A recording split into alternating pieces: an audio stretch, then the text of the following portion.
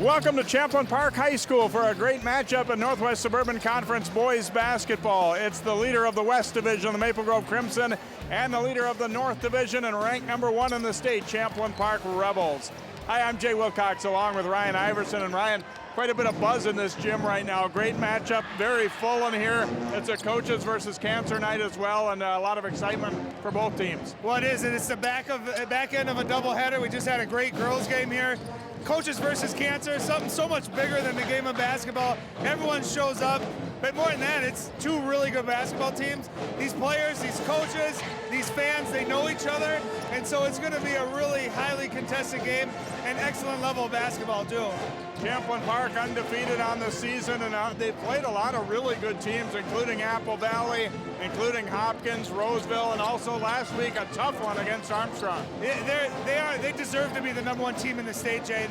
They're so fast. They have such good perimeter play. They now have a big guy that can complement that. They play great defense. They get up and down the floor, and they can play with anyone, and they force teams to play their style. Maple Grove, a team that's had a great year as well, 13-2. They're ranked #6. A lot of people thought they were a year away because they're still fairly young, but they're playing at a very high level also. Well, they're very well coached. Both of these teams are. Nick Schroeder's done a great job, but you got a stud at point guard in Brad Davison. I know we're going to elaborate more on him throughout the broadcast, but when you got a guy that you can put the ball in the hands of, trust him to make great decisions all the time. He can score, he can distribute. They're just a very good team, and they're tough. They know how to win. I think the Crimson are looking forward to the chance to see how they face a tough team like this, but on the road too. It definitely gets you ready for those playoff games. Well, it does, and it's exactly right. Win or lose, you walk away from this kind of game, this atmosphere, this excitement, the nervousness that goes with that. Win or lose, you grow from it, and you harbor this in your memory so that when you play contested games that really mean something in the postseason, you've been there before. Whether you win or lose, you've played in those games, you take away that experience, and that's how you grow as a team.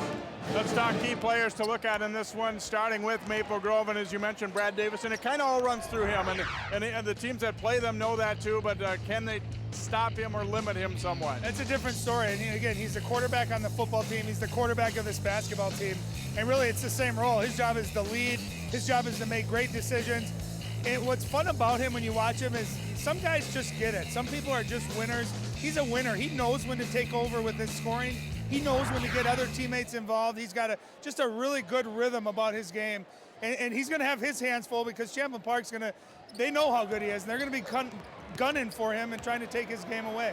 For the Rebels, we are going to talk about Marty Hill, another guy who had a great fall season on the football field as a wide receiver, but he's made some big plays at key times for this Rebels team too. Well, and you just go back a week ago in our telecast against Armstrong, he made some big buckets down the stretch when they needed it. He's 6'4", he's athletic, scoring just under 17 a game, averaging almost 3 steals. He gets up and down the court so fast, he's athletic, but he's really improved. He's a great three-point shooter this year.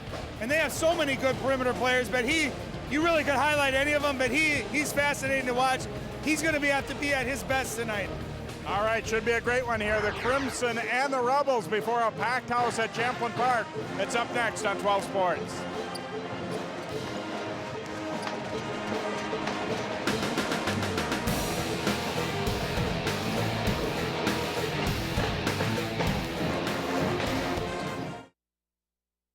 You watch Channel 12 at home. Why not on the go?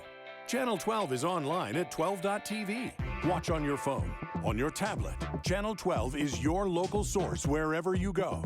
Just log on to 12.tv. Check out our videos, subscribe to our YouTube channel, follow us on Twitter, like us on Facebook, and even watch live events via live stream. So don't wait. Stay up to date with Channel 12 and 12.tv, your local source.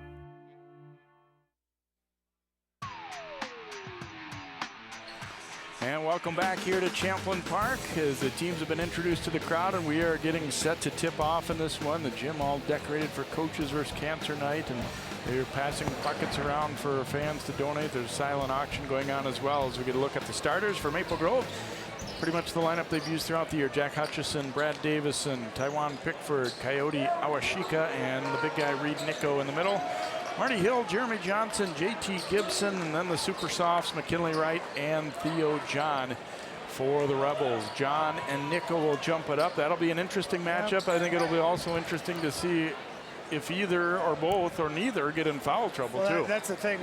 They're going to go at each other, and I guarantee both coaches told them, get the other guy in foul trouble. They're both great shot blockers, and if one of them gets out of the game, it completely can change the dynamic of this game. John controls the tip, and we're underway here. Maple go out man-to-man. Davison gets the assignment on JT Gibson, who's had a phenomenal season for the Rebels. Gibson from the left wing, pull-up jumper, and it's good.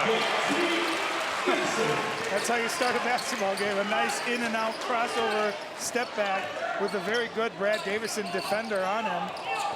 Davison trying to go back door to Pickford, but the pass off target and a turnover here quickly. There's a look at Nick Schroeder, who's just come up with a very bad back, and he's not going to be moving around real well tonight. He's been in some pain, but obviously excited for this game. And he said, the only thing I'm worried about is if there's a loose ball that comes my way, I may not be able to get out of the way from somebody saving it. You know what makes a good injury feel better? A big win on the road against the #1 ranked team in the state of Minnesota. Jeremy Johnson, smooth pull-up jumper. Rebels 2 for 2. They go up 4-0. Yeah, very smooth. That's a key word. And really, Marty Hill, Jeremy Johnson, JT Gibson, they all play very similar, all about the same height, very explosive, athletic, can shoot the basketball.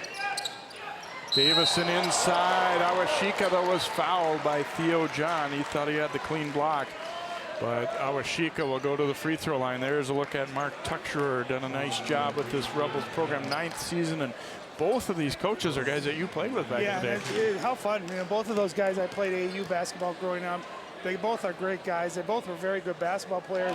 But I think really their calling is coaching. I mean, they've both done amazing jobs at building these programs and not just having one good run, but really sustaining success. So hats off to both Nick Schroeder and Mark Tuxerer.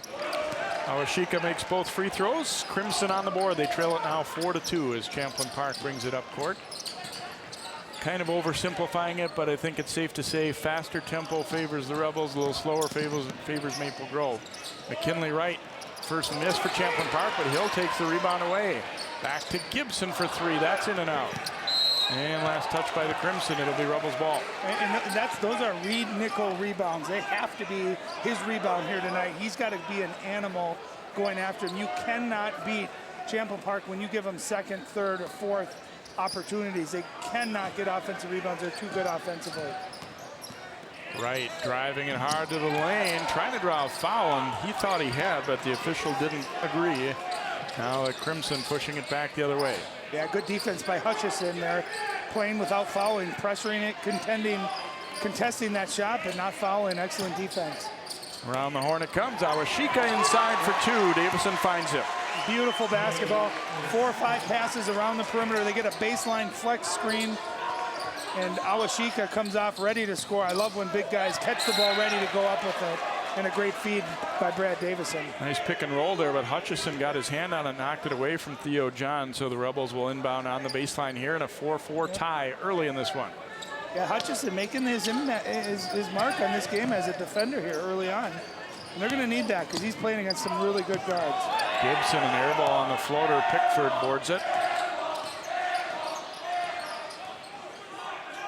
Got Nico playing out of the high post. Awashika looking to dump down. Nico's got it in low, going up against John. And Pickford the rebound. Well, what an athletic finish by Pickford, going up, crashing the boards there. But I thought Champlin Park was lucky. It certainly looked like Theo John got away with a foul. Nice drive and dish. Johnson to John for the hammer. And that's what he does. He's an athletic big guy. He's 6'8".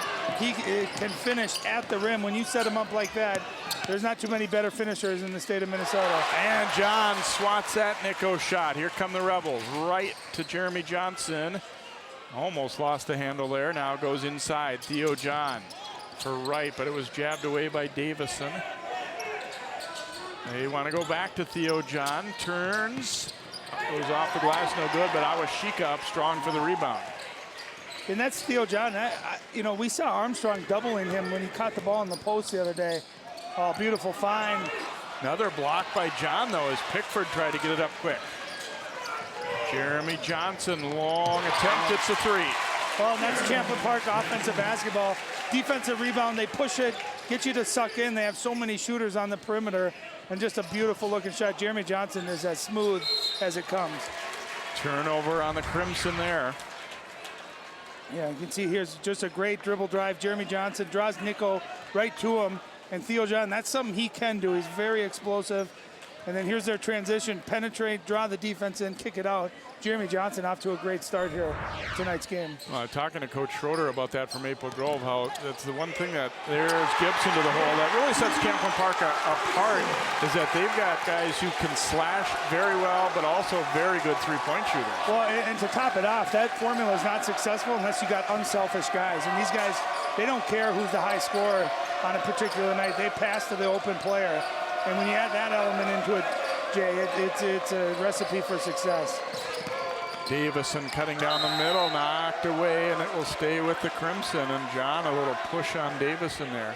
Yeah, there's no need for that. Got a great block. You know, one of the things, too, Mark Tuxer talked to both of us before the game is, how do you defend Brad Davison? He's such a good playmaker. They're going to try to double, send a guy right at him, get the ball out of his hands. And they've done that tonight, but he's killed them with some great early passes. He's just a great orchestrator. Davison pops the three from the wing, and it's good. You know, and that's the part of his game I've seen the most noticeable improvement from last year to this year is he's shooting the ball with so much confidence. His form is almost perfect. He's really done a nice job.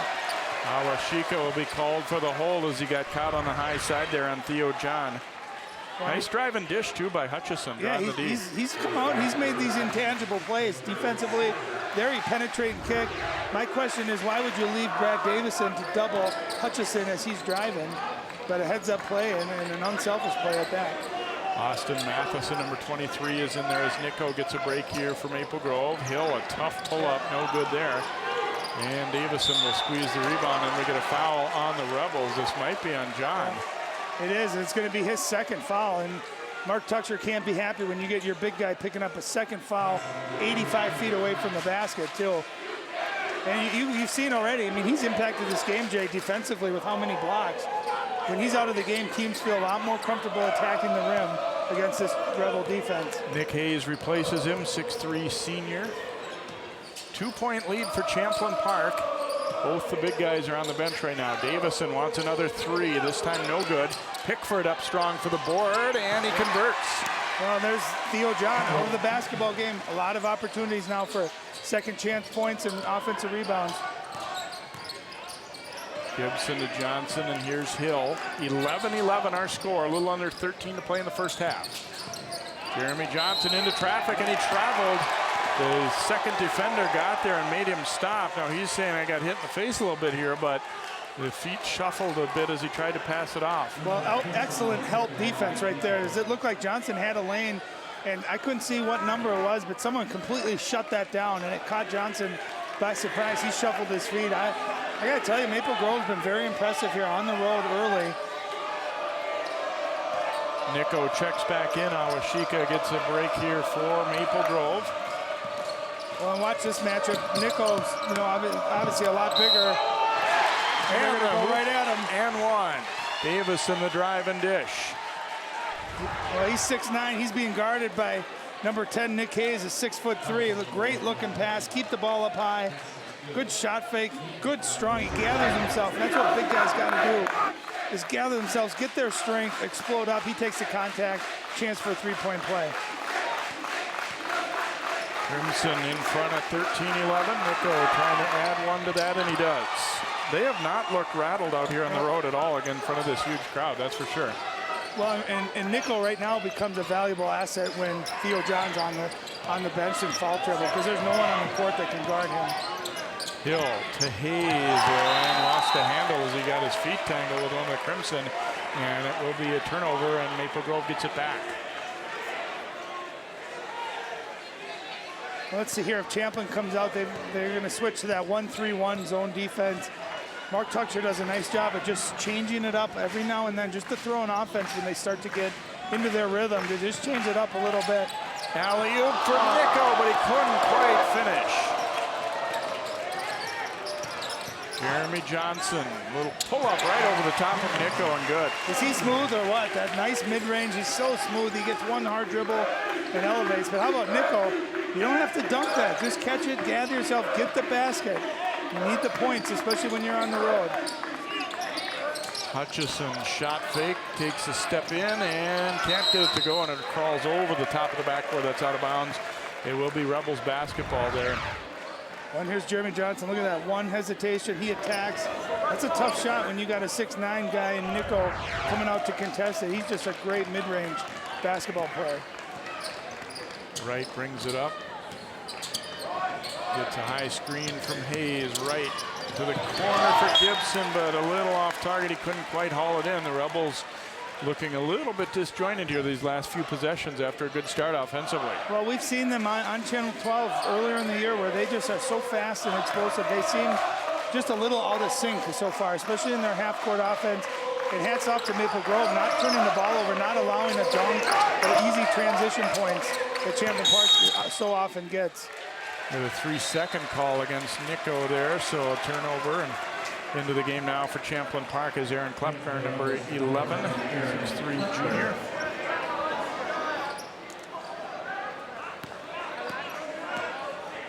Interesting to see that Davison, I think, is forcing himself to kind of walk the ball up sometimes too, because he knows, it isn't that they don't want to, get up and down a little bit, but he knows that wouldn't be the ideal thing to do against the Rebels. Well, no, and Nick Schroeder said we want to keep this game in the 50s or 60s. Champlin Park's, leading the state in scoring in the high 80s. They want to get this game up and down, get as many possessions. They remind me almost of the Oregon football team. That frantic pace and the number of possessions. So yeah, Maple Grove, if they can slow it down a little, still play aggressive, but not get caught up in that pace. Davison for three, and it's good. He's 2 for 3 from that same spot on the right wing. Well, and a great ball fake. He caught that ball fake to the baseline on the right side. Defender moved just a little bit, and you got to like the confidence in which he's shooting the basketball. Hayes will be called for an illegal screen. I would possibly say it was just he was called for an effective screen. The defender ran into him, didn't know he was there. Well, and there was the skip passes. Skip passes are great against zones. And Brad's, great players are always one step ahead. He knew he wanted to shoot that, gave a little ball fake. Defender goes just for a second. He knocks down his second 3 of the game. 4-point lead here for the Crimson. They play catch over the top of that zone. Then Pickford fires it up there, no good, and Hayes boards it. I know Pickford could knock that down. I think that's a shot Champlin will live with in that 1-3-1 zone defense. Gibson takes it to the middle, but we get a foul call before the shot against Maple Grove. Let's see if it'll be on Nico coming over to help. Well, not only that, but the scoreboard just went out, the shot clock, everything. Yeah, they've shot the lights out literally tonight, Joe.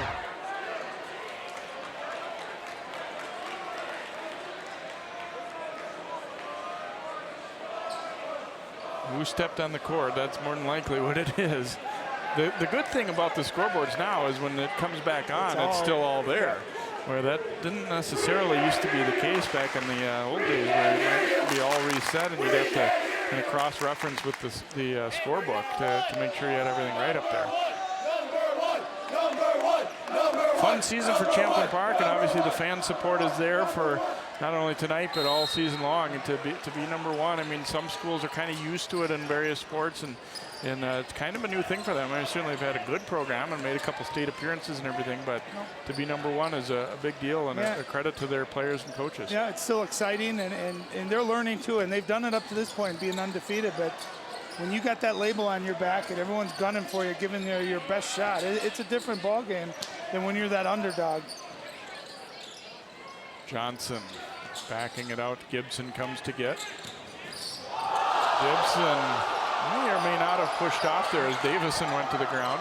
You know what's been impressive too, Jay, is just the guard perimeter defense so far at Maple Grove. These are penetrations that normally Champlin can get at will. Maple Grove doing a really nice job there. Davison's going to get caught with his hands in the cookie jar, a body foul, but really staying in front of Champlin Park. There's just no lane available for him.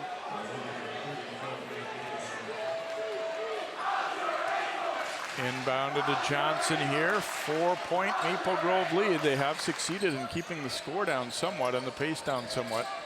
Gibson across. Hill will let it rip for three. Not this time, and Pickford boards it. Well, and we saw that with Champlin against Armstrong last week. They came out not shooting the ball very well from the three-point line in the first half, and it showed. They were down big. Second half was a completely different story. When they are not hitting their three-point shots, they are a different offensive team. Davison nearly traveled there. Now they get it to Pickford in the corner. His three no good. Hayes the rebound out to Gibson. Jeremy Johnson thought about the shot, now passes it up and knocked away by Matheson, and then we get a hold against Champlin Park. Marty Hill got called for the reach there. That'll be his second. But I like two things right there. One, you know, they missed the three-point shot, but Champlin takes a miss and scores so quickly on the other end. Maple Grove, nice job. They stopped the ball, so they eliminate that transition. They matched up to shooters, didn't allow any open looks. That's Champlin's lifeline right there, Jay, is that they get wide open looks in transition. I've been really impressed with how Maple Grove's defended Champlin Park so far. John comes back in with those two fouls. Nico also back in now for Maple Grove. Davison, here's Mitchell Rexted just off the bench, and he has a three to start it out. Nice way to get into the flow. Senior comes in, first touch of the ball, he lets it fly. He's got a great looking shot. He's an excellent three-point shooter. Great find by Davison. Gibson had it go in and out and knocked out of bounds. Last touch by Maple Grove. Nico trying to knock it away from John and did. Boy, Rexted, you come in and have a rifle ready there to let it go. Well, and that's where Davison, being a scorer that he is now too, he forces these teams to double him and take him away. And Rexted, if you're a shooter, you'd love to play with a guy like Brad Davison, make a living out there on the wing, just spot up, be ready to shoot the ball.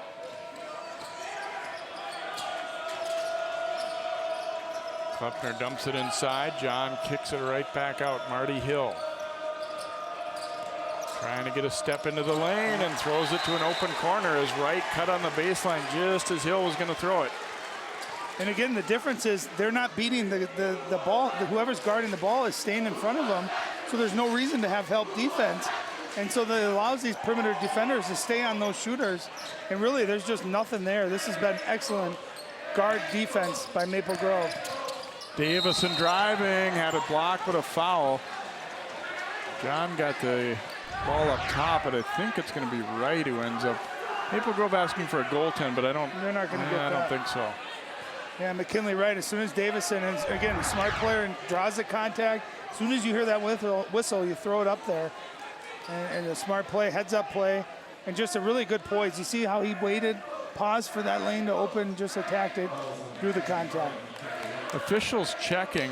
Maple Grove is thinking this was a goaltend, and the official said, I'll check with my partners to see if any of them had anything different, but I don't think it was. Davison's free throw is good. Yeah, we'll take another second look. Yeah, no. That's on the way up, in my opinion. It's Theo John, 6'8", with even longer arms, getting up there above the square. Now, if that ball hits the backboard first and then is blocked, then that is a goaltender. It looked like he got it right at the right trajectory before it started coming down. Davison hits both free throws. Good start on the road for Maple Grove. They are up by 9. Biggest lead of the night for both teams, either team. Back out to Gibson from the wing. Won't drop. Wright soars for the rebound. He's fouled. Boy, he's not exactly the biggest guy in the middle of that mix, but he got up in a hurry for that ball. He's only 6 foot. And sometimes offensive rebound is just how bad do you want it. And the littlest guy in the court went up and got it, drew the foul.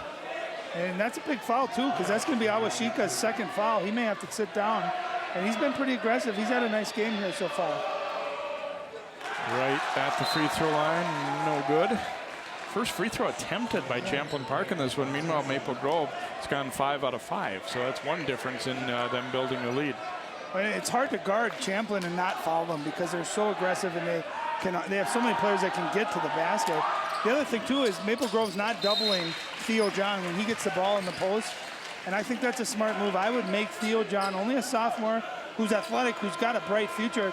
But I'd say the worst part of his game right now is just one-on-one scoring down low. And they're not doubling him, and therefore their shooters are not getting open.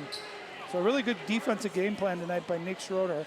and the Crimson. I admit I looked away for a moment. Did they wipe that free throw out? They've not put it on the board. Was this a lane violation?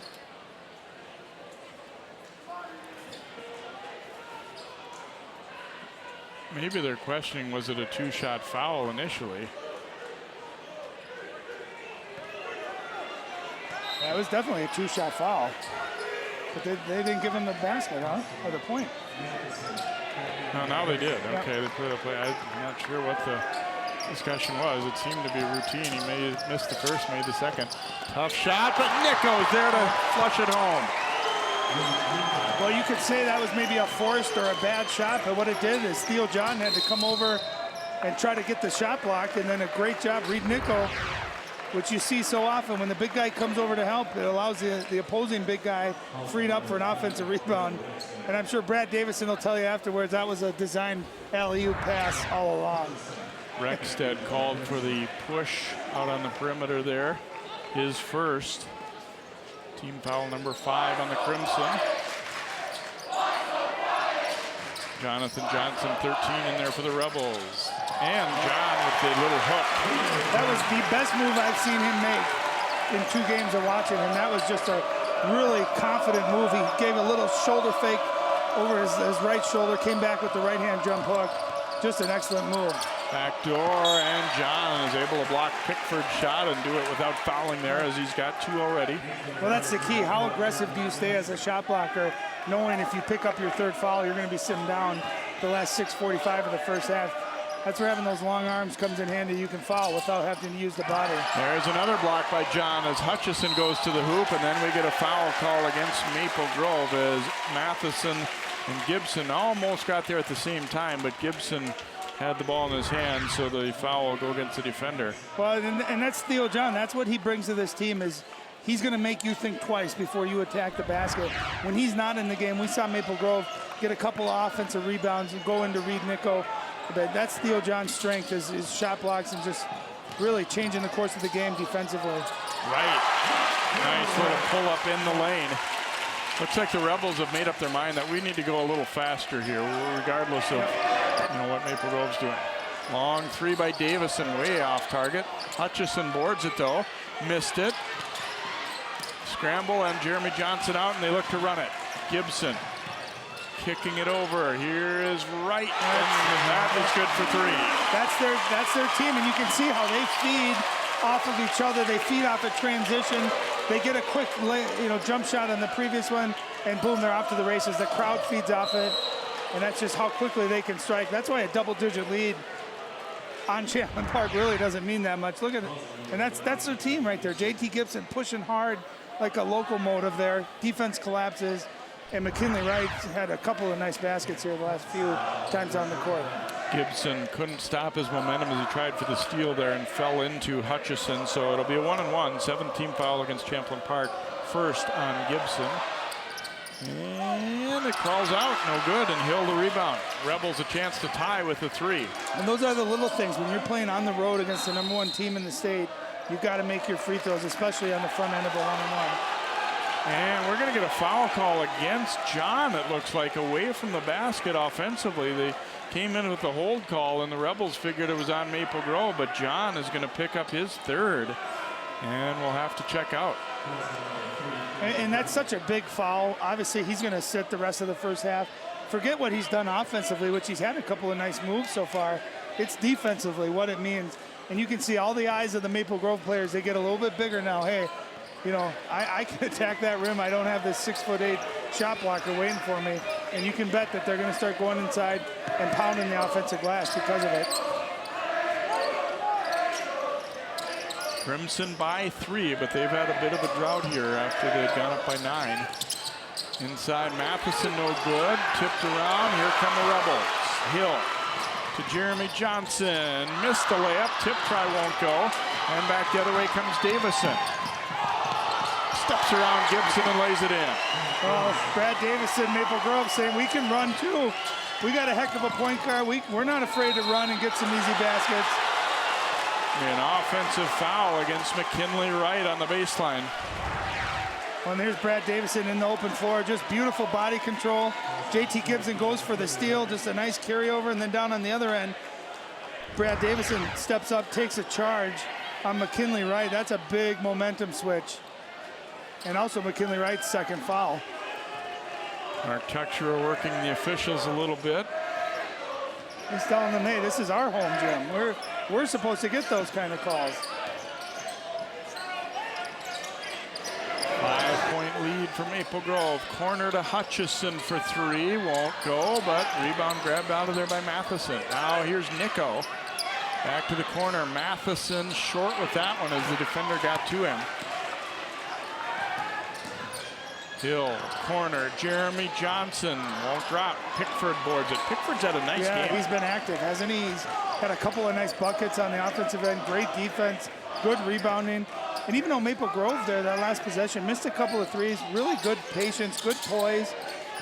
They're getting good looks. Hutchison, there's a little 8-footer on the baseline. I'll tell you, that's his first points, but Hutchison's been huge tonight. Defensively, getting rebounds, passing the basketball. He's done a little bit of everything for this Maple Grove team tonight on the road. 4 minutes to go first half. 7-point lead for number 6 Maple Grove on number 1 Champlin Park. Gibson to right on the back cut. And couldn't get it to go. And that's Nico there just being a factor. Even though he didn't get the block, he influenced that shot. Nice steal by Wright. And over to Gibson from Johnson. Yeah, Johnson and Gibson, they run a two-man break about as well as you can there. You hold on to the ball, you force the defender to come, and he hits it over to Gibson, who finishes it. Excellent 2-on-1 fast break. Pickford from 15, and that's good.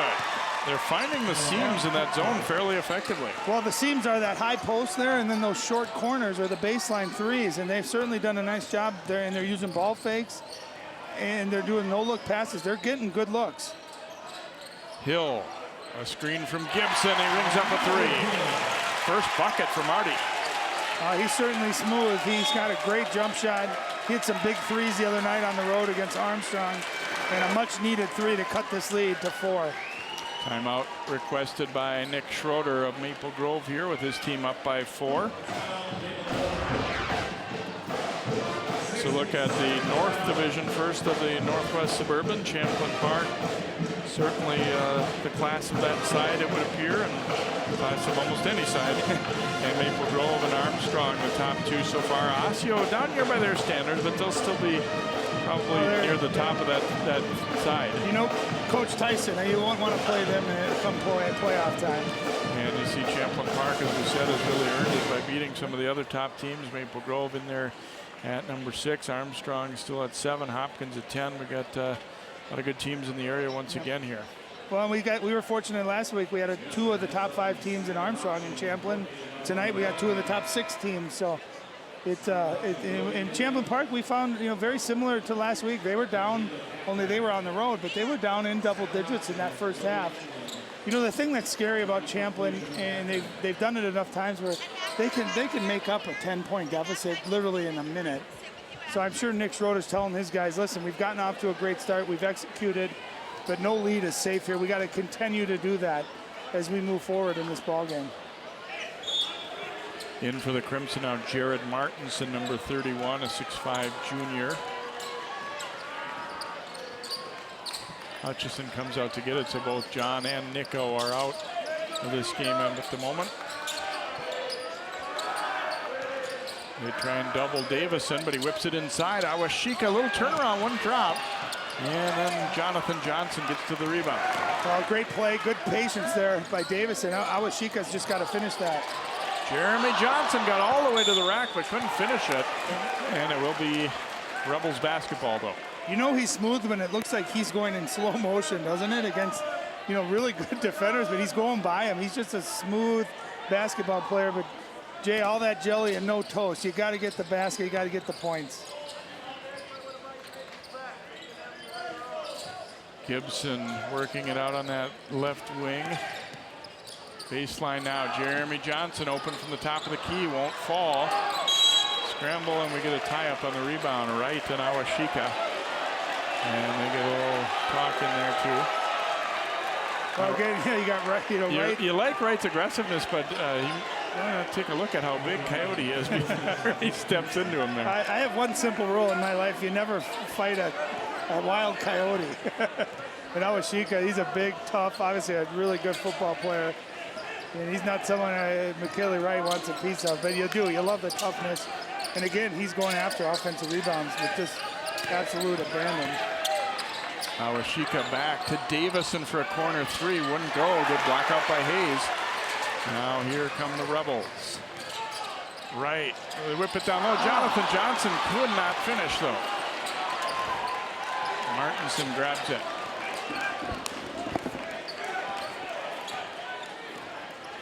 Minute 45 to play in this first half. Pickford driving it to the baseline. A block, but a foul. Jonathan Johnson will be whistled for the personal.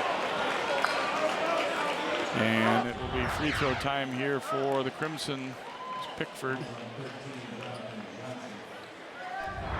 Good job of turning his body into Johnson there to draw that foul. And so Pickford back to the line, or to the line, I should say, for the first time.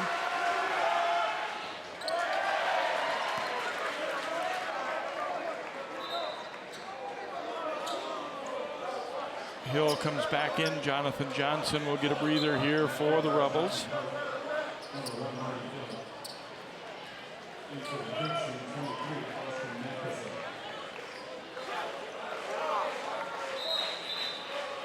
Now Nico is going to sub back in as well here for Maple Grove, and Awashika will take a seat. Coyote has 2 fouls, so they're trying to get him to the half with just those 2. Hill has 2, John has 3, and Wright has 2 for Champlin Park. Pickford's second free throw is good, so he goes 1 out of 2. 5-point lead for the Crimson here. The minute 35 to play before the half.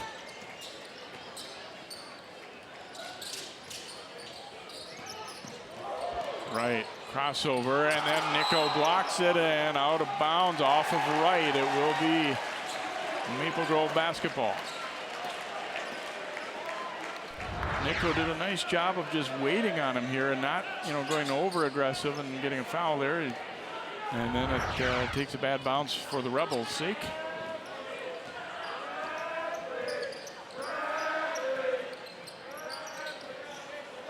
Little motion offense here. Uh-oh, there's Hill with those long arms. Gets the steal. Marty Hill for the layup. He is so good at that. He's had some big steals and big moments of big games against Apple Valley and Armstrong. A 3-point game now as we go under a minute to play in this first half. Davison being hounded by Wright, but gets it to an open Pickford. He missed it. Nico, though, boards it. He can't finish. Jeremy Johnson pushing it back, but stripped away from him. Nice hands there by Matheson. Hutchison thought about it, now gives it up. Matheson misses the layup. Hayes the rebound for the Rebels. Back comes Champlin Park.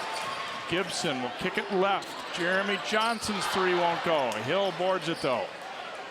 Back to Gibson for the tie, and he hits. Second chance points there for the Rebels. We are even at 31 all. Under 20 to play in the first half. Maple Grove will try and get one last attempt. 7. Here's Davison getting a high screen. Davison pull-up jumper is short. Tipped out by Wright. Davison trying to control it, and it'll be out of bounds. No call there. Davison a little shaken up as he falls into the Rebels bench. Good first half of basketball here. Champlin Park trailed most of the way, but they end up tying it up on this hoop. Marty Hill, the offensive board. JT Gibson lining up a 3. And he is able to drop it in for Champlin Park as they fight back to even things up at 31 apiece here at halftime. And the Rebels crowd getting into things. Rebels band on hand here to fire things up as well.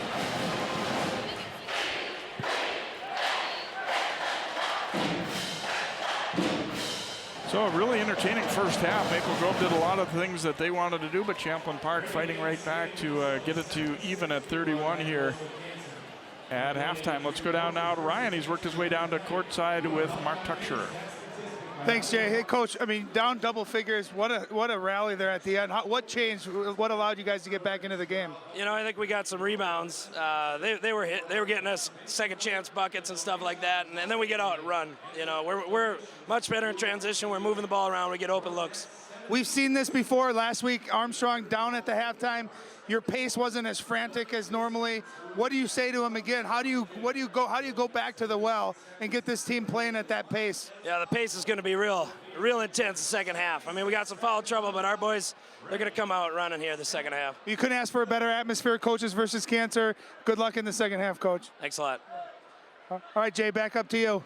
Thank you, Ryan, and thanks to Coach Tucksher for taking the time to talk with us. We'll hear from Coach Schroeder coming up on the way back into the second half. 31-31, Crimson and the Rebels in a great one here on 12 Sports. We'll have first half highlights and then our second half coming up in just a moment. You watch Channel 12 at home. Why not on the go? Channel 12 is online at 12.tv. Watch on your phone, on your tablet. Channel 12 is your local source wherever you go. Just log on to 12.tv. Check out our videos, subscribe to our YouTube channel, follow us on Twitter, like us on Facebook, and even watch live events via live stream. So don't wait. Stay up to date with Channel 12 and 12.tv, your local source. So, I'm kind of new here, but I've noticed a trend. My human does this funny thing where she goes around and gets all my toys, and then she hides them in that basket by the door. You know, but it's always the same basket, and it's always in the same place. And then she acts so surprised when I find them, but, you know, she's putting them in the same basket. Again. It's like, hello, that's where you put it last time. You were the worst at hide and go seek.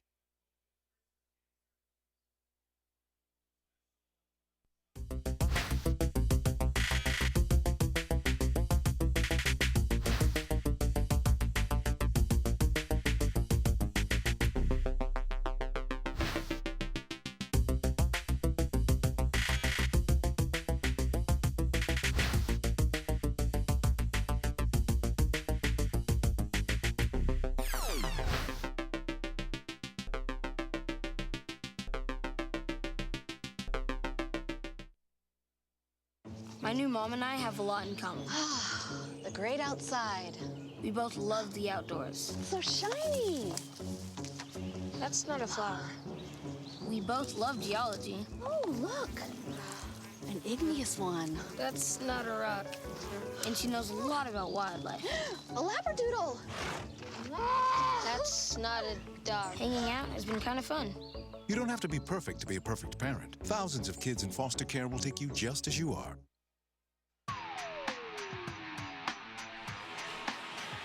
Welcome back. A full house here at Champlin Park, and they have seen a good one here. 31-31. Maple Grove had the lead for most of the first half before the Rebels came back to tie it up right before the break. As we look at our first half highlights, good start for Champlin Park with Jeremy Johnson knocking down an early jump shot. And then he's able to get to the lane and dish over for Theo John to dunk it home for the Rebels, although we had some foul trouble in that first half. At the other end, Davison popping a couple of threes out from the wing. And then he's able to get it over to Nico, finishes it strong in traffic. Johnson, a tough pull up there over the big guy Nico. Later in the half, Maple Grove really started to take command. They were up by 9 as Davison sinks that long three at 10 points in the first half. And then this one will end up as a miss, but a follow-up for Nico. Maybe an assist off the glass, we said at the time. You never know.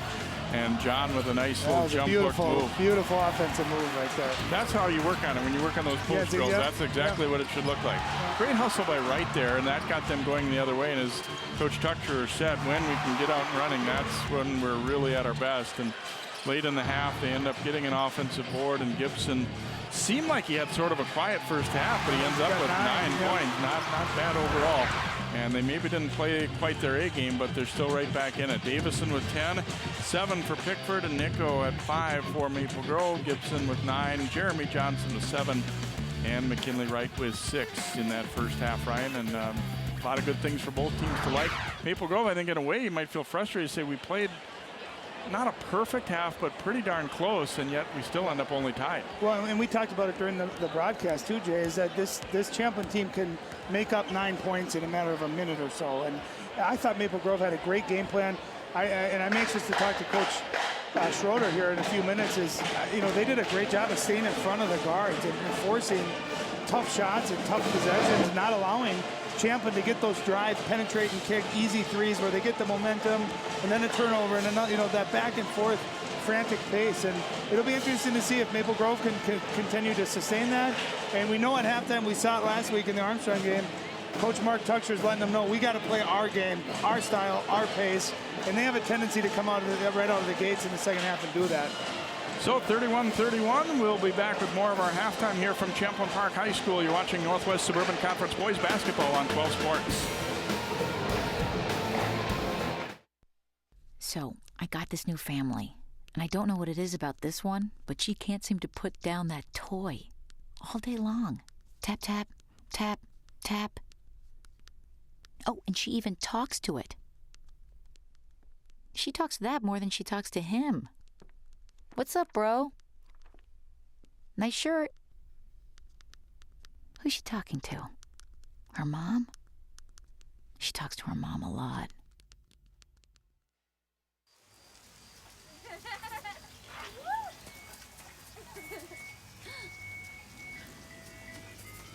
Mom, can we get some ice cream? Please, Mom, please. No, we're having dinner soon. Please.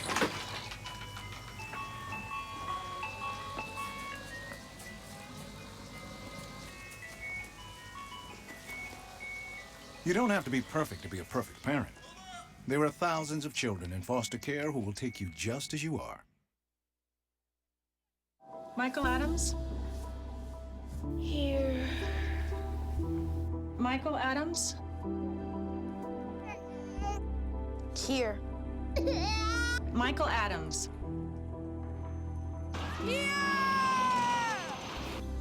Michael Adams.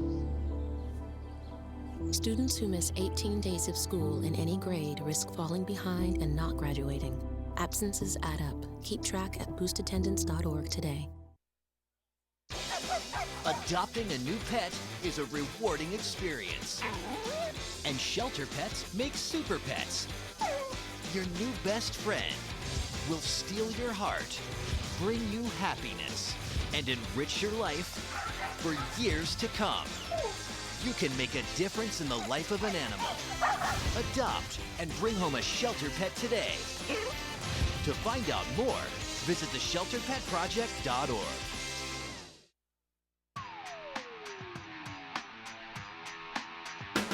Welcome back. John Jacobson at 12 Sports here as a spectator for this one and enjoying a great game. And let's go down now to Ryan. He's with Coach Nick Schroeder. All right, thanks, Jay. I'm with my other former teammate back in the day, Nick Schroeder. Coach, I thought really the key was how your guards stayed in front of their guards, taking away any dribble penetration, which is obviously a big part of their game. Was that the plan here to come into this game? Absolutely. Right now we're trying to control penetration. We're trying to force that to the baseline. That's where our help is. You see when they're getting good shots and good looks, they're getting us middle. We got to take that away. We got to not allow that middle drive, and our help's below us. That's where they got to go. Well, the last thing too, obviously they play at a very fast pace. They like to put a lot of points up. I thought your defense did a nice job stopping the ball, not allowing them to get in transition where they really get this crowd involved. They get an easy dunk, open threes. How do you continue that in the second half? We just got to take care of the basketball. They feed off of deflections and tips and running passing lanes. I think we have 4 turnovers, something like that. We need another half like that where we don't turn it over in the backcourt, keep them out of transition. They got a few, but not like they have been in the past, so we got to continue to do that. Well, good luck in the second half, Coach. Thanks. All right, back up to you, Jay. Thanks very much. Ryan will make his way through the large crowd to get back up here as the Crimson and Rebels get set to go in half number 2.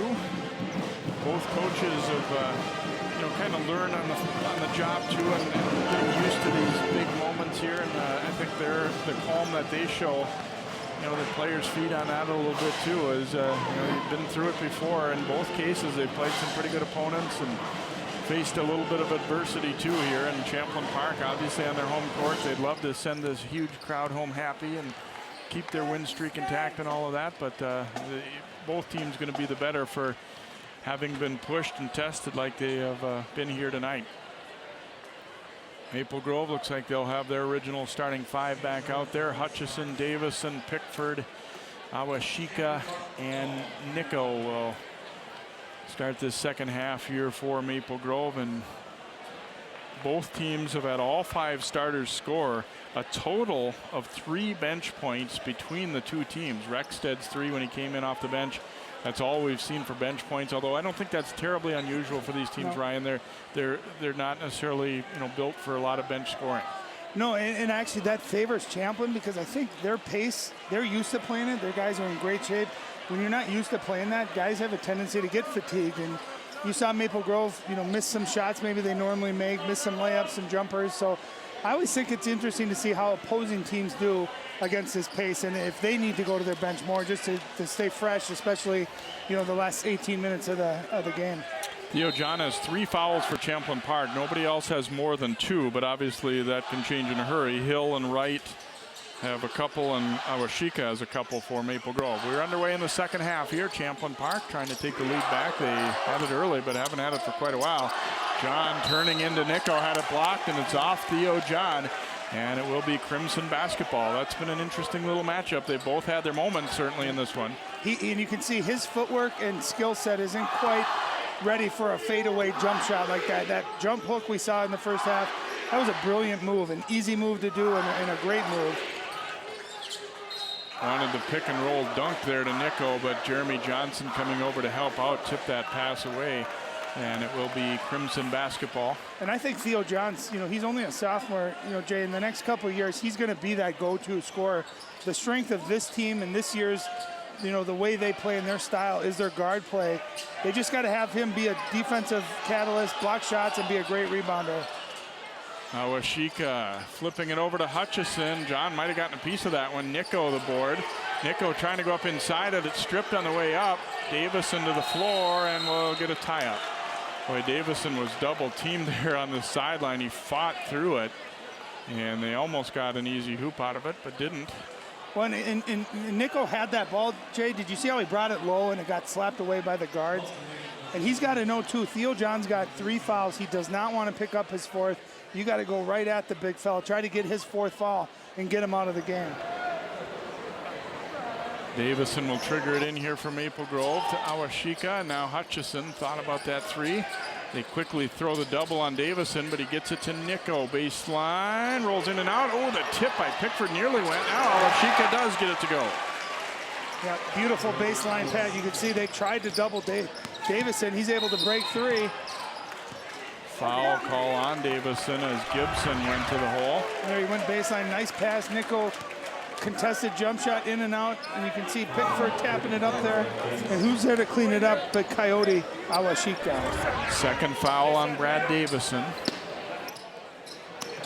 2-point Crimson lead here. They have the first bucket of the second half.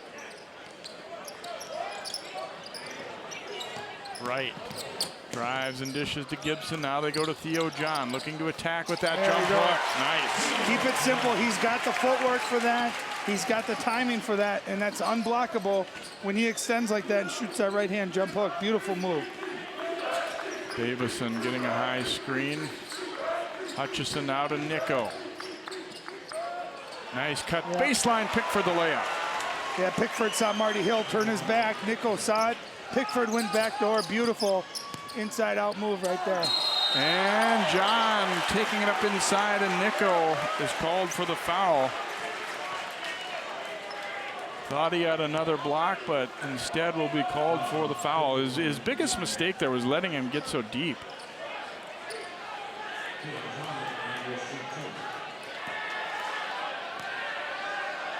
John to the free throw line, and he hits.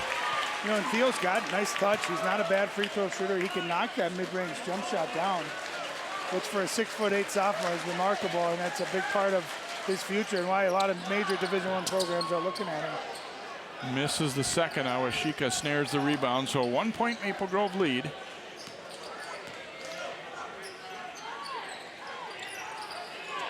Davison curls back out now. Awashika left open, but that's not really a shot he'll look to take. Gibson out on Davison. Pickford will give it back to Brad Davison here as they'll reset. And just a nice job controlling the pace at their tempo. Playing very poised, not turning the ball over, and just giving whatever the defense is going to take them. Davison, tough shot there, and here's Hill. Wright running it back the other way, and we will get a foul on Awashika. That'll be his third. And again, you see a missed shot turn into transition offense so quickly. And Maple Grove did such a nice job in the first half of slowing that down. They leak a couple of their guards out, so when that primary ball handler has the ball in the center of the court, Jay, he's got two options already up ahead of him. You got to sprint back, stop the ball, and really take away this transition. Free throw is good by Wright. Give Wright a lot of credit for attacking, but I don't know. To me, when the guy's trying to get out of the way and there isn't much contact, is that still a foul? I hate to see it, and just in general with both these teams, you see so many games where foul trouble is an issue, and every night out, I think it's something that, I don't know, you just hate to see it. I mean, it's part of basketball, I guess, but, and free throw will drop, and then John and Nico are all tied up, and it's going to be a foul on Nico. Oh, that's big. That's his third. And that's huge, because if that would have been on Theo, John, that would have been his fourth. And that ball hung on the rim for a good 3 or 4 seconds. Let's see those two tangling there. That looked like pretty good physical play. The only thing Reed Nico did is when you extend your arms, Jay, like that, that's an easy call for the officials, because it looks like you deliberately pushed them.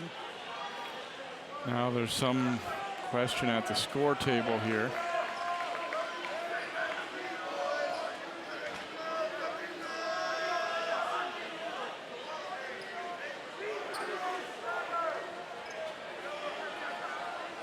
And I think the scorer is trying to tell him that that's the fourth foul on Nico, but I believe it's the third.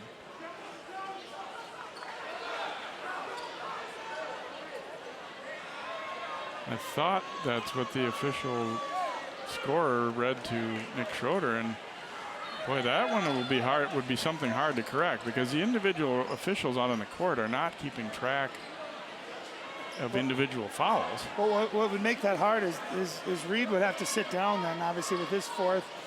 Awashika already on the bench with foul trouble. Those are their two physical players, so that would completely change the style of play for Maple Grove. Let's see that. Yeah. You can see, I mean, they were tangled up, but when you extend forward like that, when the referee can see that you're pushing, I mean, that's an easy call to make. I don't think there's an argument that that wasn't a foul. I think the argument is is that his third or his fourth foul.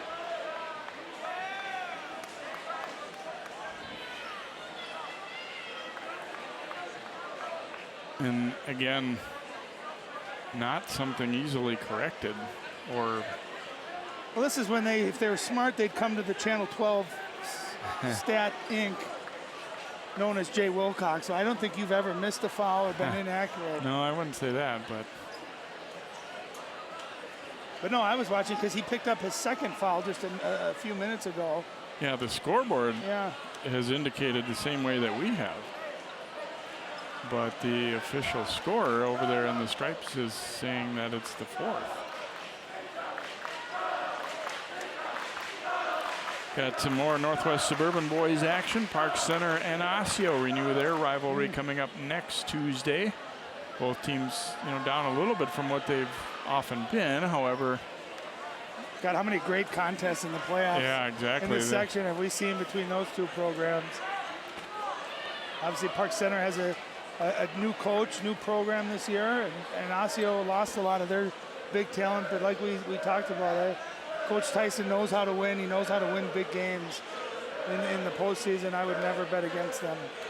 Now they're bringing the score device over from Maple Grove, but I don't know at this point. I mean, it's kind of hard to. He said, she said. Exactly. How do you prove it? My only, people are yelling for the TV review. But usually there's a connection between the scoreboard and the official scorebook, and so it's funny where that disconnect would happen. And obviously it's important for the game. Oh yeah, it's huge. Both of these big guys are vital to their teams. Not so much offensively, Jay, but I think just more what they bring defensively. They're bringing the teams over the bench. I'd be a little surprised if Nico wouldn't come out either way, even if it's only his third right here this early in the second half. You got to figure too, Theo John's got 3. He started the second half with 3. I always let him play with that third foul, and then when you pick up the fourth, obviously with extended time left, then it's a different thing. But the problem with leaving a big guy in who's got foul trouble is that you don't want him to play tentatively either and allow baskets. See what the Rebels have on tap. They are at district rival Anoka on Friday night, and then they host Centennial coming up next Tuesday. And Centennial actually got Maple Grove pretty good. That's one of their 2 losses. So that's maybe a team that you haven't heard a lot about, but must be playing pretty good ball right now too. And you see what Maple Grove has got going. They're hosting Andover actually at Osseo Junior High now, their new home. And then Wayzata coming up on Saturday. As most fans watching probably know, the gym floor at Maple Grove was ruined by a broken water pipe. That'll cost you. Well, Nico's staying in, so I'm thinking they must have changed it to his third. They might have been able to prove it somehow. Here's Jeremy Johnson. That one's short. Hill the rebound. That won't go, and Pickford boards it for the Crimson. So maybe the lull there doesn't help your shooting touch coming out of it. Well, and that's a shot Marty Hill makes 9 out of 10 times. A little quick gimme there. The 3-pointer did not look good by Jeremy Johnson. So yeah, now it's just a matter of getting back into your rhythm. Which team can do that quicker? Davison cutting, goes to the floater, won't drop. And Pickford gets to that rebound first, gives it back to Davison, layup good. Yeah, second chance points. I mean, that'll kill you. And actually, Champlin Park lucky. Theo John landed on Brad Davison after that shot was released. Lucky he didn't pick up his 4th foul. Hill a pull up, and he hits. Pickford got back in pretty good position to bother it, but it didn't seem to matter. You can't defend that any better, but when you're 6'5" and you can elevate on your jump shot, it's pretty silky smooth and excellent offense. Good defense, but even better offense. Rebels back in front by a point as the teams trade hoops here. Pickford pull up on the baseline. A tough one it is. Rebels wanted him to be forced into that one, and here they come. Gibson looking to attack. He'll pull it up. Battle for the rebound, and Hill yanks it away from Nico. I think both Nico and John a little bit tentative because of that foul situation too. Here's Hill attacking, and Nico got a piece of that one. Davison looking to pull it back. They're only looking to really go all the way to the rim if there's something immediately there. Pickford the catch, and he hits. Nice, that puts him in double figures. Taiwan Pickford's really been active tonight. Getting second chance rebounds, getting offensive points, getting mid-range jump shots. He's been very, very active. I think it's important to make the Rebels pay for really trying for those steals too. I mean, if they go for the steal and miss, and you don't do anything about it, then they're just going to keep doing it. Keep trying it, but yeah. Battle for the rebound. It winds up with Davison. Pushes it to Hutchison on arcing 3 in the corner, but no, and John grabs it. And neither team, Jay, really shooting that well from three-point land tonight. And I think I credit the defense. They've done a nice job of just contesting those shots.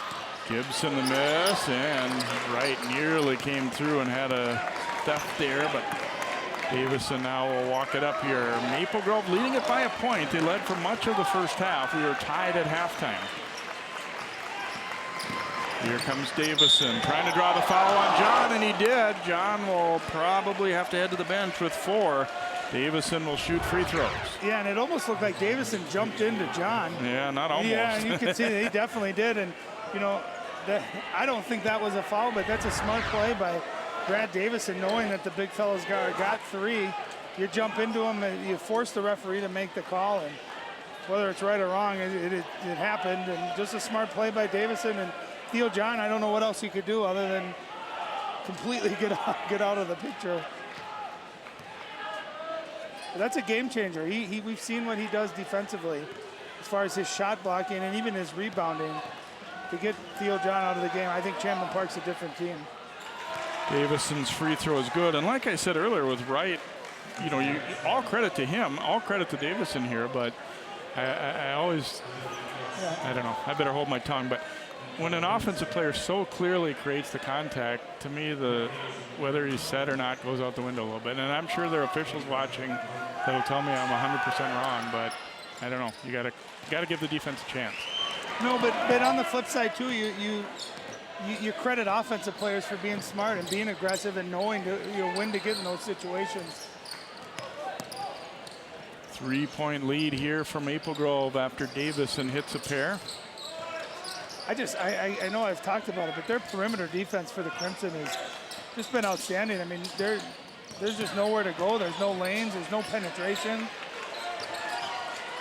Gibson driving it, steps back on Davison. Short with that one, though, and Awashika the board. Great defense. Brad Davison cut him off. That's a tough step back. Almost three-point jump shot with a hand right in your face. Just excellent defense. You get the feeling that they practice just, you know, the old just keep your eye on his midsection. Don't be going for ball fakes and things like that. Here comes Gibson as they get out and run, and Gibson gets the layup. And see, now this is where you got to be careful. They get a turnover into points. Crowd feeds off that. This team seems to feed off of it. And Davison slowing it down, maybe recognizing that, hey, we don't need to get it back right away here. Let's run some clock. Let's get a good shot. Davison trying to go backdoor with it, stolen by Jeremy Johnson. Then he's fouled on the reach in there by Matheson. You know, I liken this Champlin Park boys team to like the Hopkins girls teams of a few years ago that just got so electric, you know, off of a defensive stop into transition. And before you know it, 6-8 points can just get rattled off right there.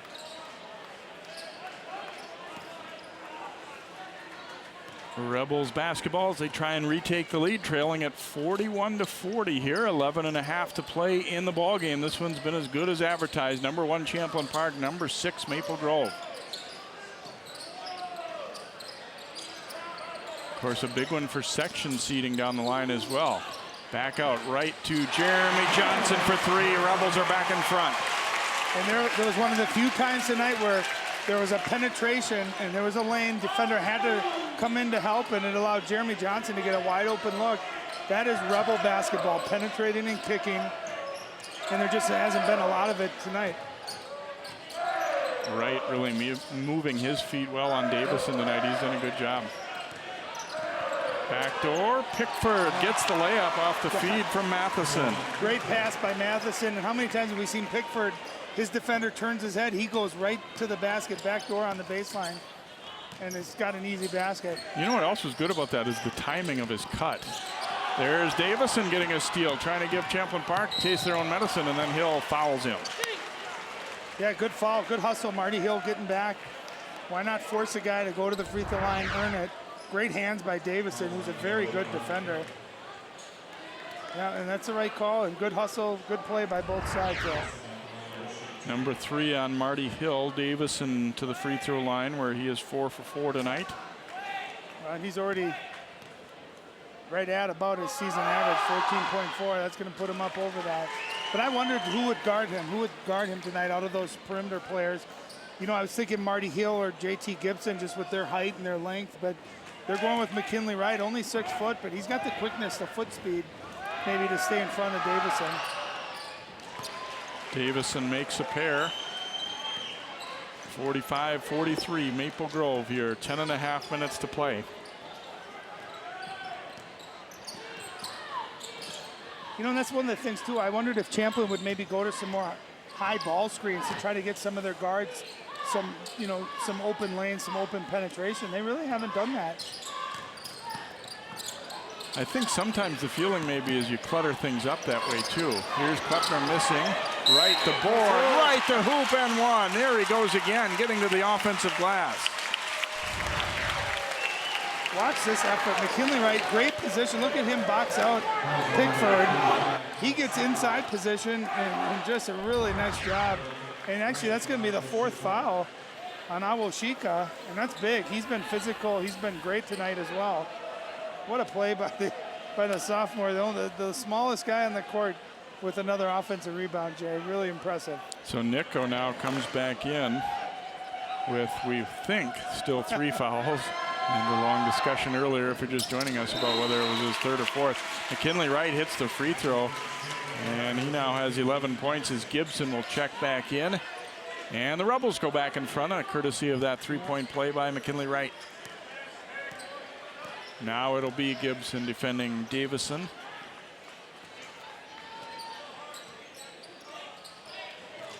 And they look to double team quickly.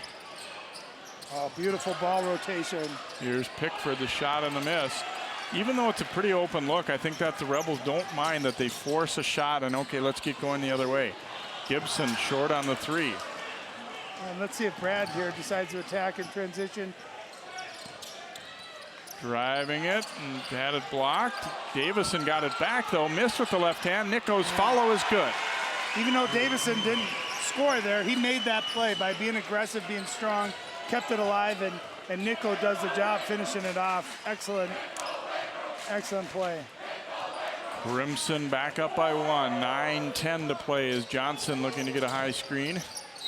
And a reach in. That's going to be on Davison, I think, and that'll be his 3rd.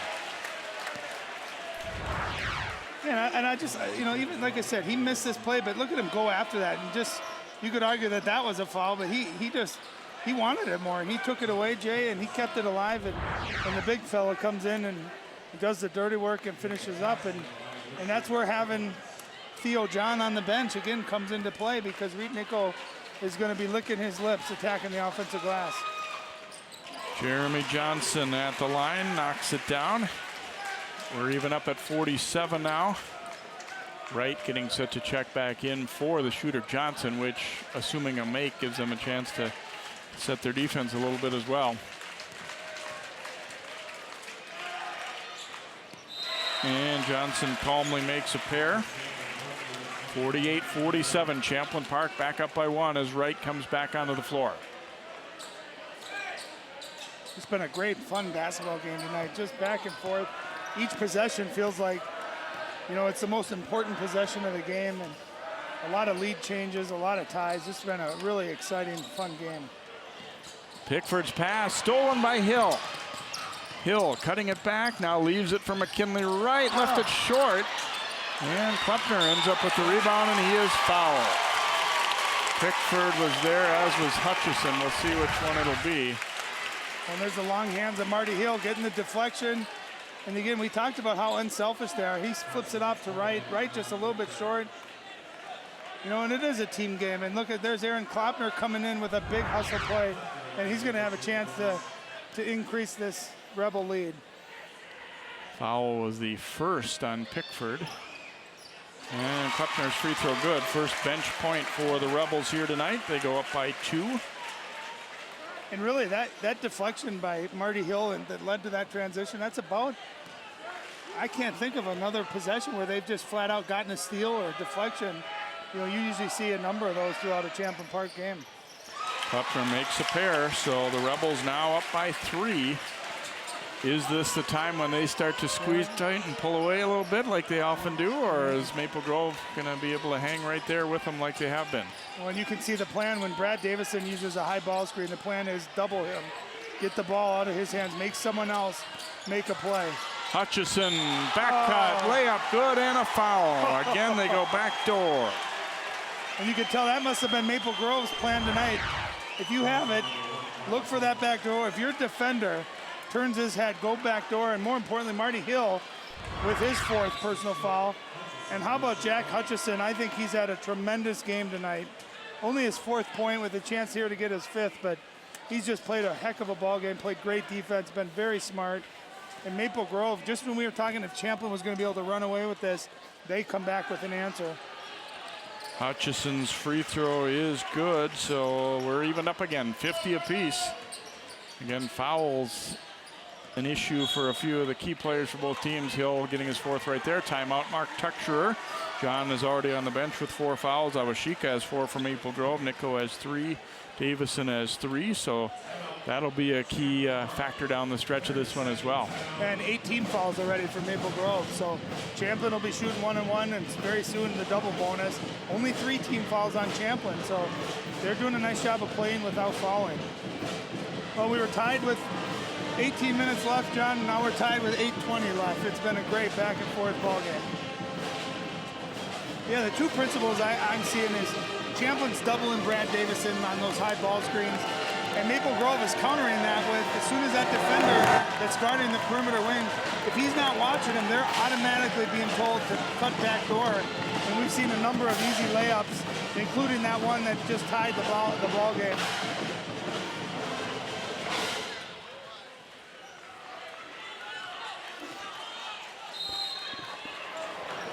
Rebels inbound here.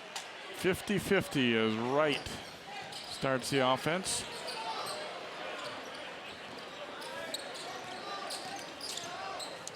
Gibson receiving it out on the left side here now. Jeremy Johnson.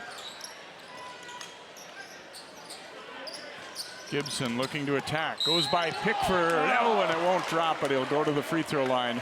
Well, the question here is who are they going to get the foul on? As Nico was in there. Pickford looks like. Just his second. Well, JT Gibson, as fast as he is, he's got great body control. Almost contorts his body there to avoid the charge as Nico was waiting for him. And that's one I think he normally would make as well. There wasn't much contact. He just put it a little bit too long off the back iron. Gibson's strong too. I mean, he's able to, you know, once he gets his shoulder a little bit ahead of you, he's kind of got you. Well, he's got those broad shoulders, so I mean, he can take contact. He's so explosive. Second one won't go, and Davison grabs the miss for the Crimson. So 1 point Champlin Park lead as we go under 8 to play here at Champlin Park. A tremendous crowd here. Coaches versus cancer night. You see pink all around the gym. Another backdoor play. Pickford, the recipient again. You got it. I mean, that time JT Gibson, number 15, was guarding the baseline, and they've been trained to watch what Brad Davison is doing to shut him down. And you turn your head for a second, and your guy's going backdoor, and Pickford just eating him up. He's got 15 tonight. How many times are we going to see that backdoor cut be effective? Jeremy Johnson, the miss. There's Wright. Another offensive board, though. I mean, he's working hard, but you see how high he was, too, Jay, on that one? Gibson runs into the double team. And timeout, Champlin Park, just as he was almost losing that one. Yeah. That actually almost looked like it could have been a jump ball called right there. And Coach Tucker must have been in that side official's ear right at the last second. So the Crimson leading at 52-51. And who are those three handsome gentlemen that are on this Channel 12 app?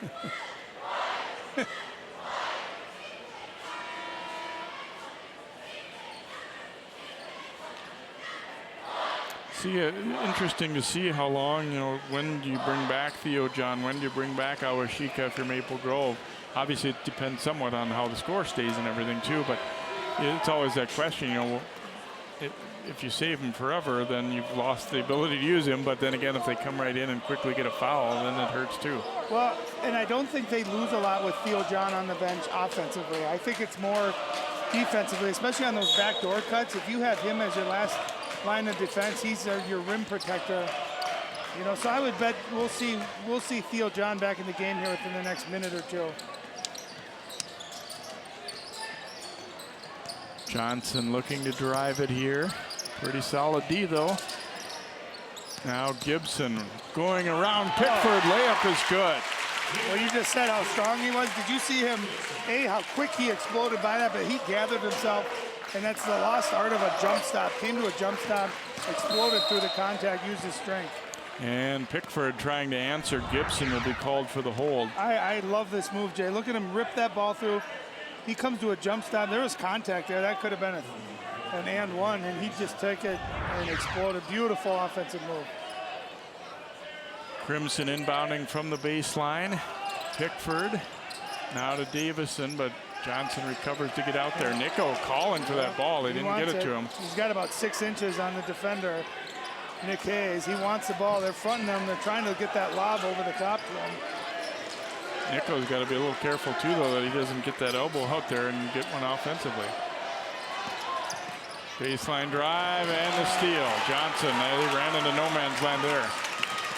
Yeah, Matheson, you never leave your feet unless you know where you're going with the ball. He got caught in the air there, had to throw it away. Champlin able to turn it over. Gibson for three, no, and Davison snares it. Now Wright's back in to harass him. Is it me too, Jay, or do they seem like they've been short on a lot of their threes tonight? Almost like they don't quite have their legs. They've missed a lot of those short and with not a lot of arc. Davison driving it into the lane and is fouled as he made the pass off. It looks like it might be on Wright, which would be his third. Not yet in the bonus, though. So Davison will inbound from the baseline with his team down 1, and here comes Theo John along with Hill. Both of those guys have 4 fouls, so. Yep, I like that move. You win with your guys. You got 4 fouls, so what? What's the point of holding them out and saving them for something that when they can't play? Get them out there. Just got to play smart here. Nico looking to attack and trying to draw the foul there and ends up missing badly. Here's Gibson all the way for 2. He's like a thoroughbred, Jay. He gets going and he just comes from behind. And before the defense even knows he's there, he's already at the rim, and he finishes at the rim too. Davison, offensive foul as Wright stepped in to take the charge. That'll be number 4 on Brad Davison. And this is a decision with Nick Schroeder. 4 fouls. Oh, man. Heads up play, McKinley Wright, but it looked like he snuck in there after Davison had already left his feet. I think Champlin's pretty fortunate to get that call. They are going to sit Davison. Oh, he's still out there. He's still out there, yeah. Here's Wright kicking it over. Gibson, wide open. Jeremy Johnson for 3, and he hits. And there's that Champlin offense, Jay. How many 2 or 3 driving kicks? Defense forced to collapse. Able to get a wide open 3, and you can hear this crowd reacting to that. Timeout, Nick Schroeder, as his team now falling behind by 6. Get a look at the nice drive and dish, and Gibson unselfish. He knows where Johnson is, fading out to that corner. Well, we talked too. It's so rare that you get 3 guys that all score about the same, and Marty Hill, JT Gibson, and Jeremy Johnson, but they don't care who's hot. They just want to get the best shot. And just excellent penetration, knocks down the big 3. That's Champlin Park basketball, and this is where you get the crowd behind you, Jay, and you're down 6 on the road. This is where, if you're Maple Grove, you got to come out now, execute a play right out of this timeout, get the momentum back on your side, and chip away, because this is where a game can go from 6 points to 16 points in a hurry.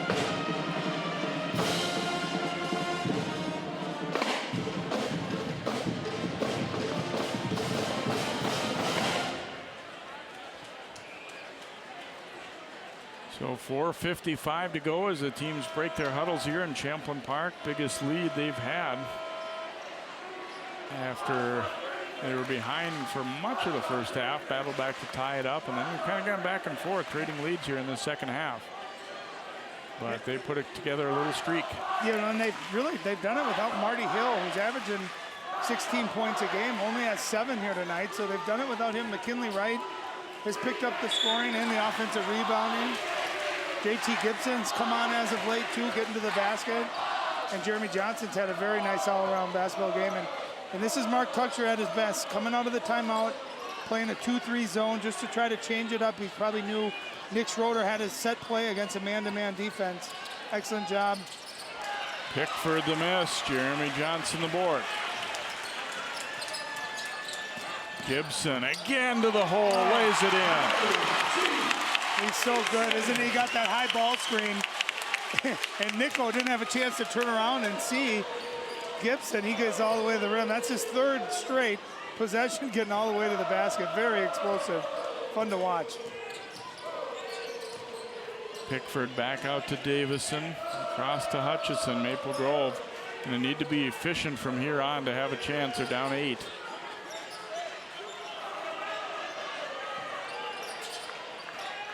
Corner, Hutchison will shoot it. It's an air ball. And John grabs the rebound now over to Gibson. And this is where they're dangerous too. In transition. Foul on Davison on the reach in, and that'll be number 5. Brad Davison will have to sit.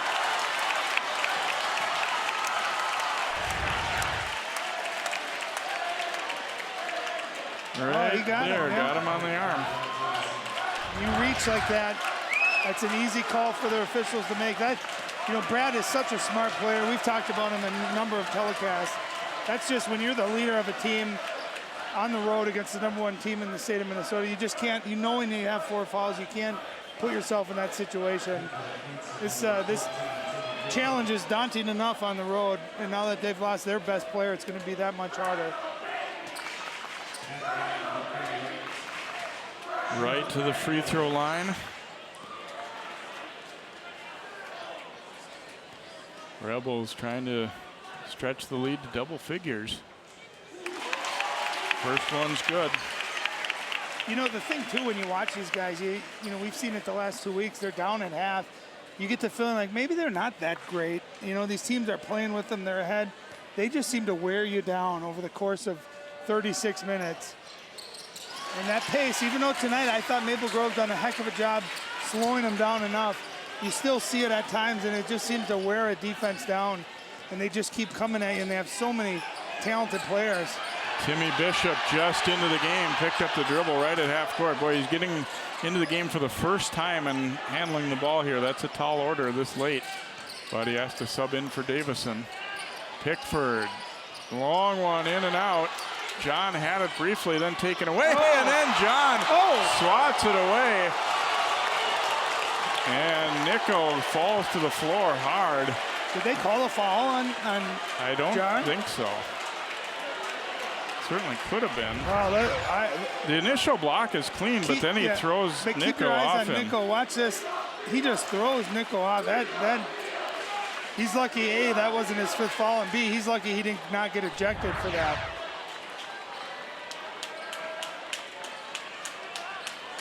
So Nico will sit down. I think he hit his head on the floor. Well, and we saw those two going at it earlier. Take a look at that. Champlin's very lucky. Hopefully Reed Nico's okay. The miss there by Hutchison, and here come the Rebels again. Johnson to right, and the layup's good. What was that, about 2 seconds from this shot to made layup down on the other floor? 12-point lead. Pickford driving and draws a foul. So under 3 to play, and the Rebels have opened it up to a dozen. Yeah, McKinley Wright takes some contact. Lucky that wasn't a three-point play. They can explode in a hurry. You know, this was a back and forth, possession to possession type game, lead changing, and just like that, it's a 12-point game now, under 3 minutes left to play. Pickford's had a solid night, and he knocks down the free throw here. You know, and you watch him too, he's got a great body, 6'4", 180 to 185 pounds. He's only a sophomore. I feel like every time I see him, he gets better and better, and I think he's just starting to understand how good he can be this year on this team. Makes a pair, and it's a 10-point game. Yeah, he's got 17. He's got to have at least 8 to 10 rebounds tonight, played great defense. He's had a heck of a ball game. Here's Hill over to John on the baseline, looking to kick it back out there. It might be into layup only mode possibly here, or close to it. Here goes Wright all the way, and a foul on the drive. And he'll head to the free throw line. Well, this is when they even become harder to guard. They extend you out. They do, 4 corners, and they force you to come out and play them. And they're just too good off the dribble to stay in front of them from that far out, and they just expose you, get in the lane, force you to double, and they're either going to get layups or force you to foul them.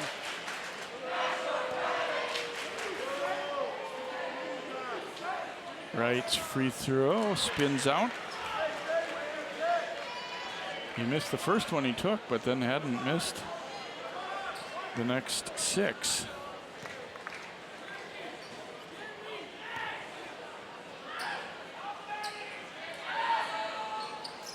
Second free throw is good.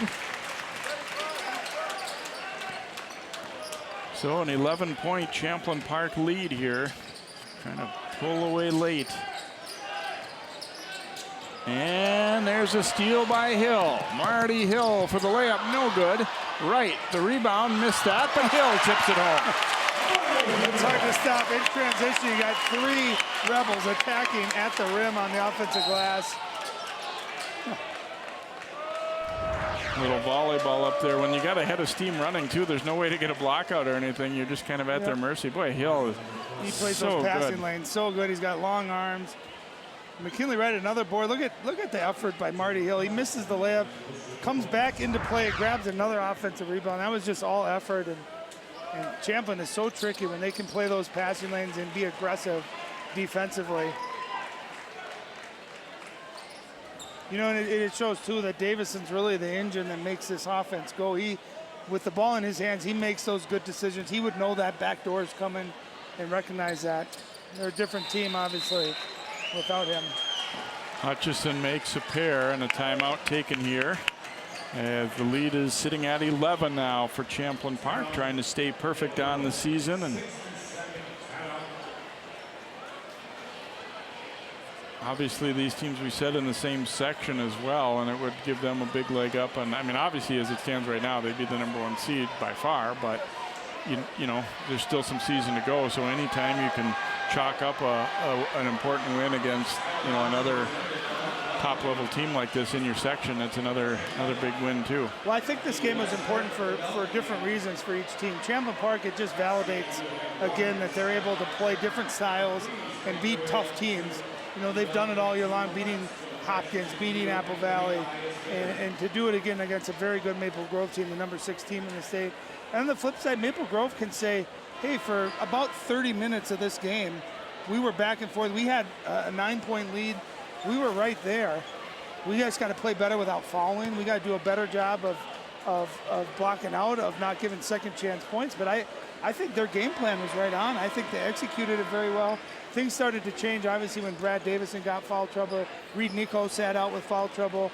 Awashika sat out with foul trouble. And that, I think, really impacted the game.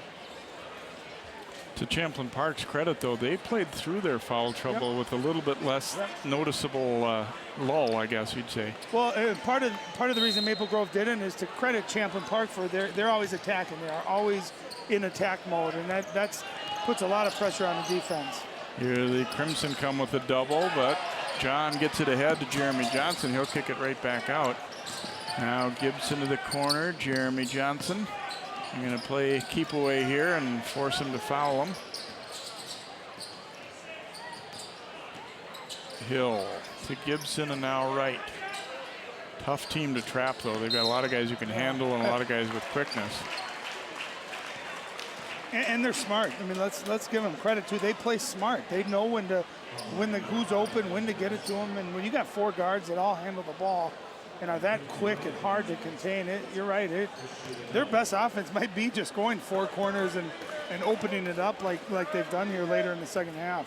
I think you made a key point earlier too, Ryan, about this team. I mean, you really get the feeling from watching these guys that they have realized that this can be an extremely special team as a group if they are unselfish and they're more worried about who wins than who gets the headlines. Points, yep. And it's evident in how they play, and it's evident because that's Mark Tucksher. That was how he played. He was very unselfish. He was a winner. And I always say this too, but you know, players take on the personality of their head coach, and Maple Grove does that too with Nick Schroeder. Gibson across to Johnson and now Hill. Minute 35 to go. Rebels by 12. Gibson for the layup. You know, take off about 30 to 40 seconds, end up with a wide open layup. You can't ask for a better possession.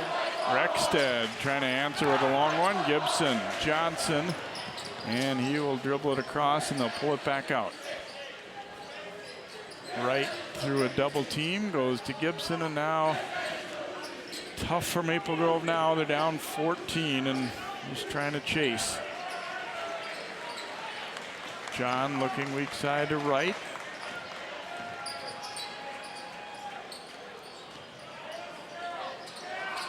Dangerous one across to Johnson, and Pickford will take the foul on him right there.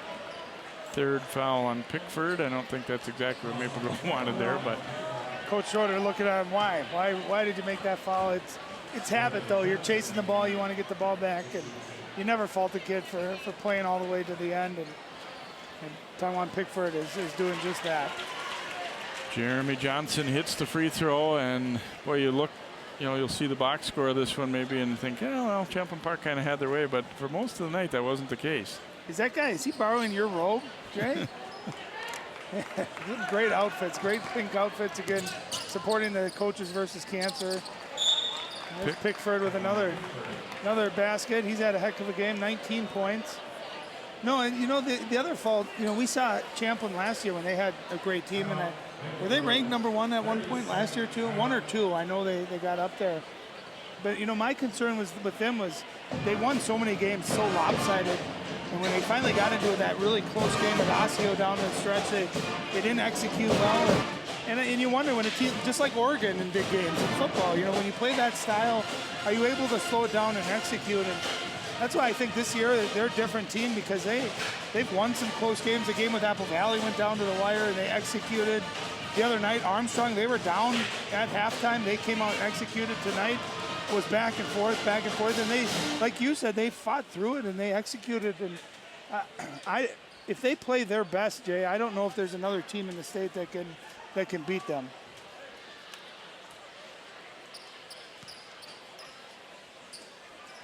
They took Maple Grove's best shot in the first half here tonight, but are going to win going away the way it looks here as Hill gets it to right.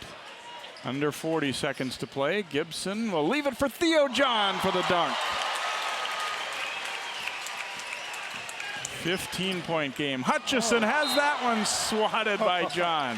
It's got to be about a half dozen blocks for Mr. Theo John tonight. Him and Reed Nichols had a number of blocks tonight. Both big guys have played, I thought, very well defensively. Corner for Rexted. That won't go. Here's Hill ahead to McKinley Wright. He is going to pass up a layup to bring it back out. I like that decision. Very classy move. You don't need another basket. Just run this clock out. Get out of here with a win.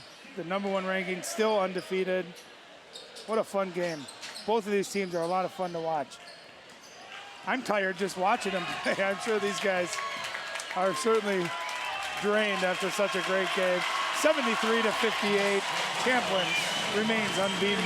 So the Rebels pull away with a strong second half. It was tied at halftime in Champlin Park.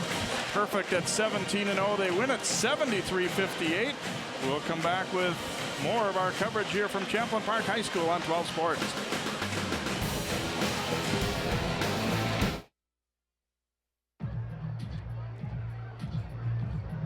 If you drive buzzed, it could cost you around $10,000. You'll face major legal fees, major fines, and steep insurance penalties. You could lose everything. Buzzed, busted, and broke. Because buzz driving is drunk driving. You watch Channel 12 at home. Why not on the go? Channel 12 is online at 12.tv.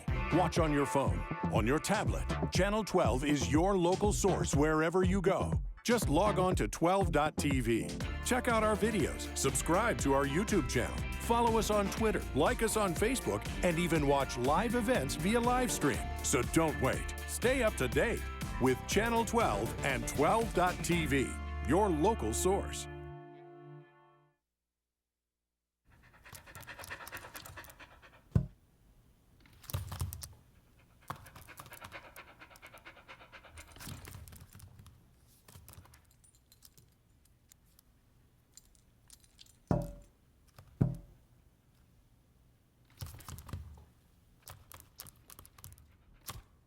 There's a shelter pet who wants to meet you. Meet one today. Visit theshelterpetproject.org. Adopt.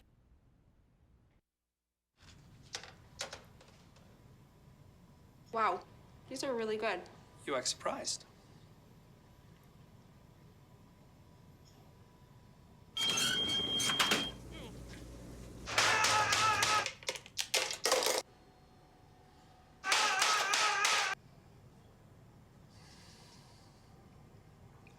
Practice makes perfect. You don't have to be perfect to be a perfect parent. There are thousands of teens in foster care who don't need perfection. They need you.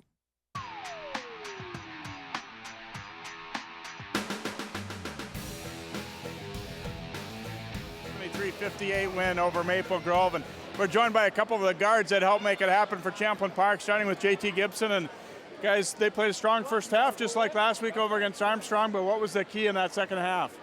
Firstly, it starts on the defensive end. You know, you said to lock up and lock up on defense, you know, and that leads to good offense. We talked a little bit about how they did a pretty good job of defending you guys on the perimeter in the first half. But midway through the second, you looked like you decided I'm getting to the bucket every time here. And well, how much fun was that? Oh, it was a lot of fun, you know. There's other ways to score than just shooting a three. So we figured out ways to get to the basket and then open up the perimeter more, and we started hitting threes.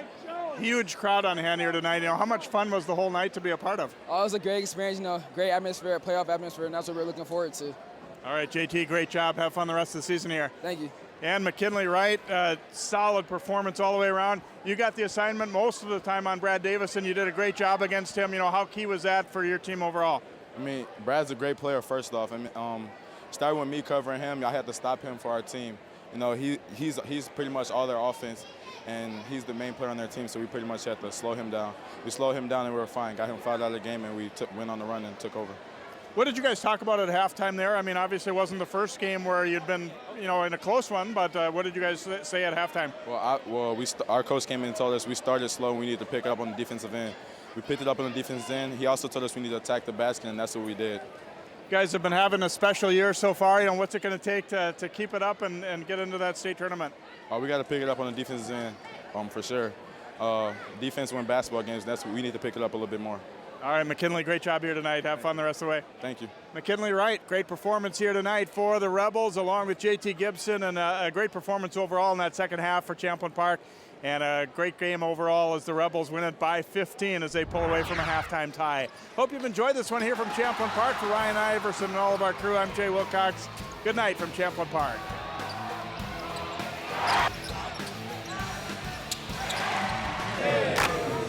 Okay, buddy, okay.